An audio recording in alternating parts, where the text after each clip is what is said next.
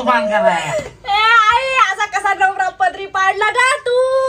अगं मी आहे म्हणून टिकलाय, दुसरा राहिला असता कधी निघून गेला असता तो पंढरपूर याद. भयो मेल्याचा मुर्दा बसविला काय माझ्याच पदरी पडायचा होता हा.